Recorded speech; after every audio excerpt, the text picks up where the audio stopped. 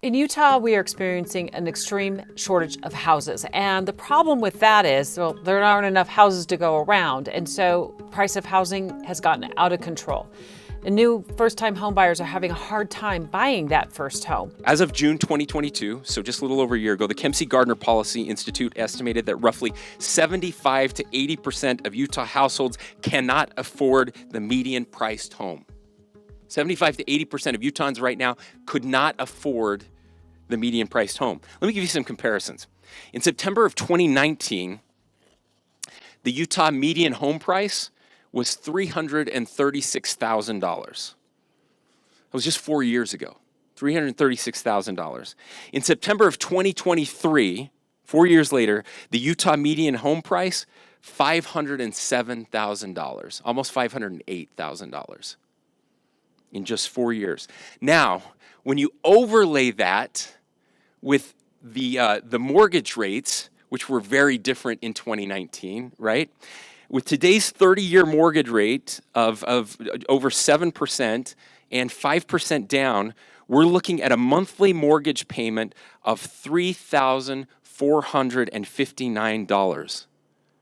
$3,459 for the median-priced home in this state.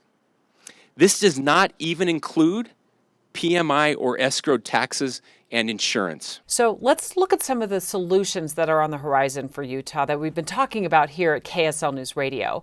And one solution is coming from the governor himself.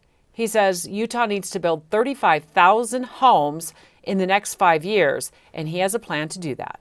Building an additional 35,000 homes in the next 5 years is ambitious. But the investments and the incentives in the Utah First Homes program make this entirely doable. Utah First Homes will correct a market failure in the housing space and create new opportunities leading to home ownership for our kids and grandkids. I cannot emphasize this enough. This is about our kids and grandkids being able to live here. It's not about people from other states moving in here. People aren't selling their big houses in California and coming to buy starter homes in Utah. This is about our kids. This is about our future. This is about the American dream and the Utah dream and keeping the very best of Utah and making sure it is available to the next generation. One of the ways the governor is trying to get first-time homebuyers in Utah into their first home is by offering an incentive, a $50 million pot of money where people can dip into it for a $20,000 interest-free loan. They can use that money for a number of things, for a down payment, to buy down the interest rate. It's already been in place for the last several months here in Utah. One lawmaker in particular has been really leading the charge on getting more and more Utahns into their first home.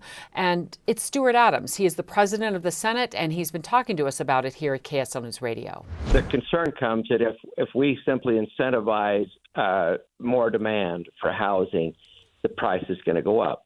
What we have to do is incentivize the supply. That's why this program is focused on new homes, is because it actually incentivizes bringing more product onto the market. And in the past, I believe that the market has been so strong that there are $1 million home buyers that have been very prevalent, and people have been the upper end of the home market has been so easy to build that nobody's focused on this first home buyer. So the product, we don't have enough product, we don't have enough supply. And we have to focus on increasing that supply. If we just simply increase the demand, we're going to send home prices skyrocketing again. So this is an effort to try to actually increase the number of homes, the number of first homes. We focused on apartments, we focused on multifamily housing, but to actually rent, that doesn't build equity for anyone. And I think that doesn't give people that great American dream, the stability of home ownership. So again, this is trying to focus on those renters getting out of their apartment and getting into a home. Another hurdle for getting a new home is the high interest rates. I mean, house payments now are $3,500 or $4,000 a month. So we wondered, where are things going to go in 2024 when it comes to mortgage rates? And we turned to expert and economist Robert Spenlove for the answer. This is one of the toughest questions because the Federal Reserve sets interest rates, and they don't want those rates to drop too much because their big fear, what drove the housing prices really high, was those ultra low rates. And so if we get those rates coming down too much, we could see a reheating of the housing market. And we've started to see that a little bit. So just to give you some perspective, a year ago, the average home price in Utah was $545,000. It bottomed out in May of this year at about just over $500,000, $503,000. It started to heat up a little bit. We're now at $510,000. And so if those rates come down too much, then we could start to see that reheating. So the Fed is going to do what they can to prevent that reheating of the housing market. So how in the world do you save enough money to buy that first home? I mean, it is complicated. But thanks to Shane Stewart, who's a certified financial planner, we have some solutions for you. So the best things folks can do, not only determine should they keep renting right now based on some of those ratios, and most people will determine it's probably still renting, but prepare. Take the money, a little bit of money you might have been putting towards a mortgage, and put it aside for closing costs and things that when you do eventually buy a home, you have a little bit of money set aside. But if you really put things in place where it automatically does it for you, meaning automatic savings into a savings account that's coming out of your paycheck or something like that, that's really the only way it's going to happen. Very few will do it.